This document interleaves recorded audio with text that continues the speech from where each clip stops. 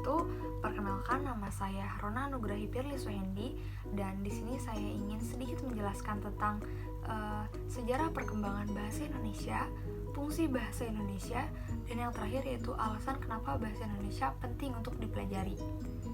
Yang pertama, kenapa sih kita itu harus tahu sejarah bahasa Indonesia? Karena sejarah itu sangat penting dan dapat mempengaruhi perspektif kita terhadap sesuatu, seperti bahasa Indonesia itu sendiri yang akan kita bahas.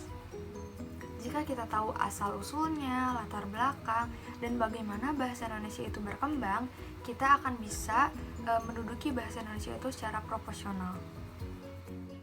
Jika kita sudah mengetahui tentang hal itu, maka pandangan atau perspektif kita itu akan berubah, dan itu yang akan mempengaruhi sikap dan perilaku kita.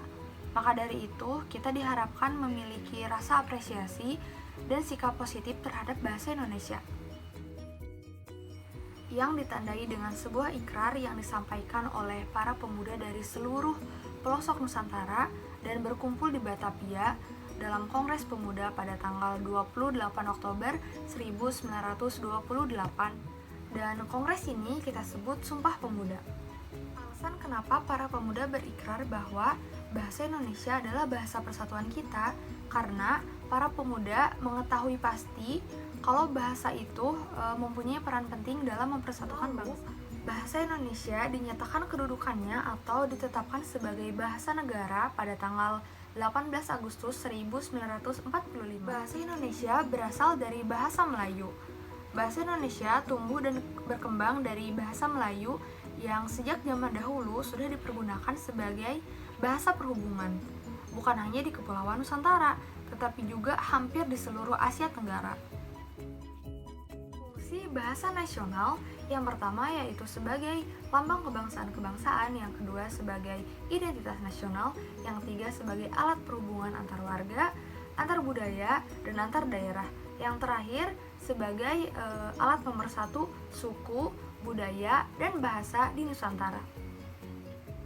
Yang kedua yaitu fungsi bahasa sebagai bahasa negara. Yang pertama yaitu bahasa resmi kenegaraan, yang kedua bahasa pengantar pendidikan, yang ketiga sebagai alat perhubungan tingkat nasional, dan yang terakhir yaitu alat pengembangan ilmu, pengetahuan, budaya, dan teknologi.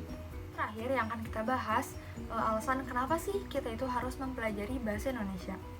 Yang pertama yaitu karena maraknya kesalahan dalam berbicara bahasa Indonesia.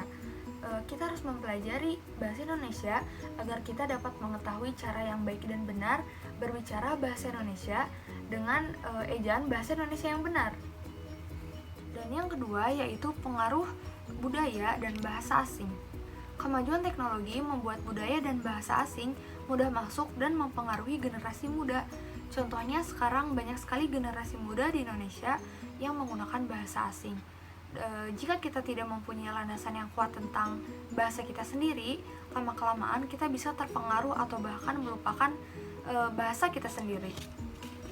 Berdasarkan data yang dilansir dari kemendikbud.co.id pada tahun 2016, nilai ujian nasional bahasa Indonesia yaitu sebesar 70,75. Sedangkan pada tahun 2017, nilai bahasa Indonesia menjadi 60,75. Artinya, ada penurunan yang membuktikan bahwa bahasa Indonesia ini semakin tidak diminati oleh generasi muda. Dan yang terakhir, alasan kenapa kita harus mempelajari bahasa Indonesia yaitu karena kita sendiri orang Indonesia.